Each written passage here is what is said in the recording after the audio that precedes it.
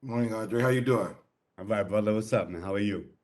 All right, man. Always been a fan of your work, and great to see you in this series. So, my first question, though, I gotta be honest. Like, I love Truth Be Told, but if you Okay. really go through the annals of TV history, do you think The Wire is the greatest TV series that's been made? Oh, you just gonna put me. You just gonna put a black man on brother to brother. You gonna put a black man on the spot? Well, let's take truth be told and put it over here. All right. I would say this. It's not for me to say. I'm a mama's boy. I'm very humbled. My mom will slap me in the back of the head if I come across too arrogant. I'll get slapped in the back of the head. So I will say this. For me, the Wire is the best television show I've ever seen because it didn't feel like a television show. It felt more like a documentary, and I was in it. So Yeah. I gotta say, it was the best show ever made because it was the show that got me started. It was a show that really made me understand humanity in a different way. I think growing up, I was watching TV and we were always portrayed in a certain light that The Wire didn't do. There was an education, there was a smarts that we hadn't seen on television like we did with The Wire.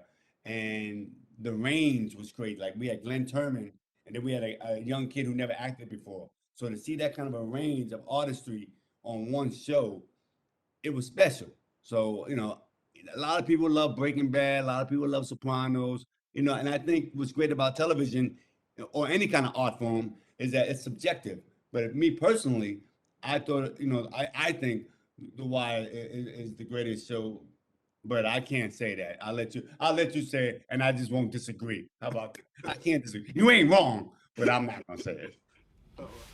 When's the last time you had your medicine? No. No, I'm not getting high anymore. Okay? Let me ask you again. Where'd you get cyanide from? If you're saying... I'm sorry. Well, how has the audiences changed since then? I mean, like this pandemic has brought a lot of us to to I think to streaming platforms quicker than we may have converted naturally because everybody's been at home, and now we Yeah, have all these great shows like Truth Be Told and yeah. everything else. So how do you think the audiences have changed since the Wire to have this great audience for Truth Be Told? Well, I think the audience changed because I think, well, the great thing about the audience that's changed is the expansion. I think with like 500 channels and everybody trying to be respectful to showing on screen what it looks like in real life. I think a lot of cultures, a lot of people are feeling like they have a voice or they're being represented on television. So I think that gets people excited to watch television again instead of just putting it on while you're doing laundry or putting it on while you cooking. I think people really want to sit down and watch because it feel like it doesn't feel like television. Television when I was growing up was called the idiot box. It's not the idiot box no more. It's more informative, it's more cultural, and it's more expressive to what real life is like.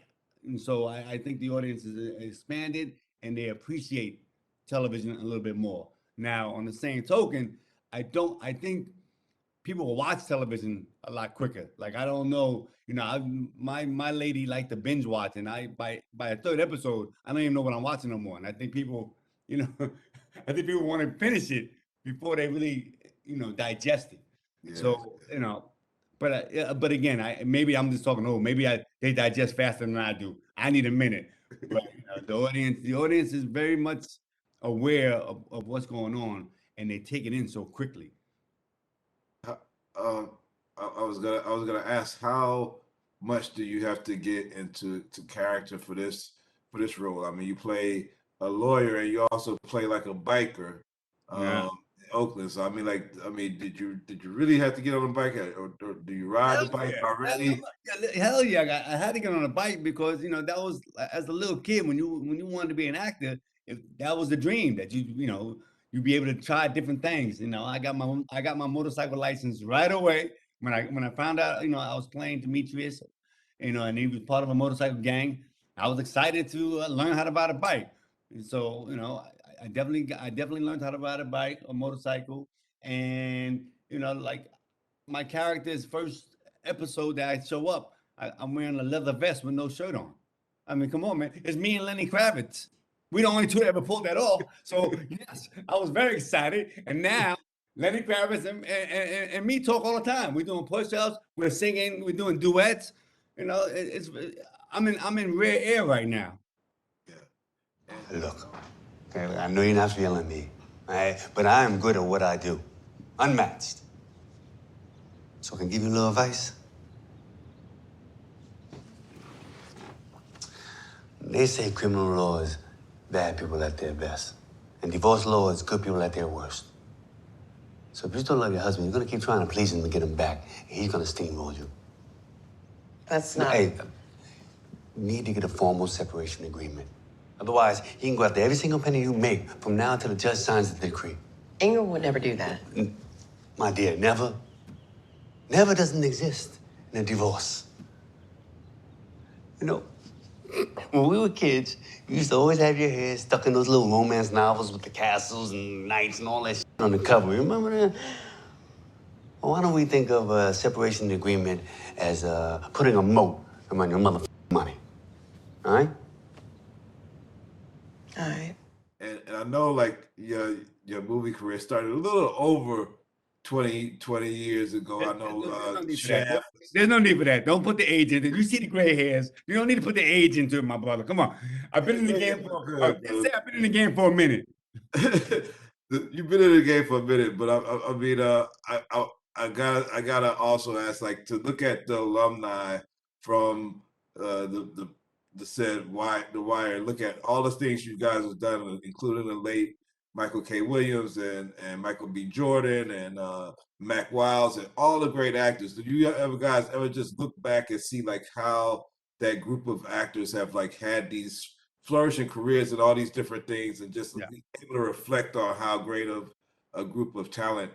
Yeah, of course. You know, we thank, you know, one of the blessings of social media is that we always stay connected. So when one of the cats like Michael B. Jordan or Idris, when, you know, anytime they book something, we reach out. We reach out with a little hashtag Wire for Life, hashtag Look at us now. Like, you know, it was like going to college.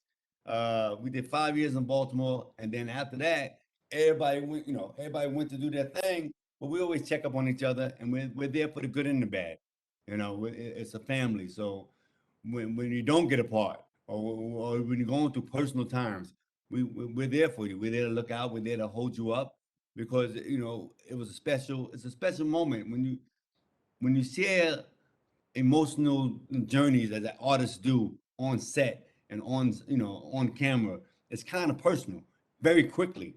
So you're connected, good or bad. You're always connected, and we're a family. We look out for each other, and I'm very proud of everybody, because you know even the smallest actors, to stay in this game is hard, man. It's hard to do. So every actor from The Wire, you know, that I know of, that we're in touch with, it's a blessing, and I'm proud of them. And keep up the good work, man. Wire for life. I appreciate your time, Andre, and can't wait to see you get on the other side of this pandemic, man. Be safe. You got it, my man. You take care, man. Love the hair, baby. That's what we do. All right.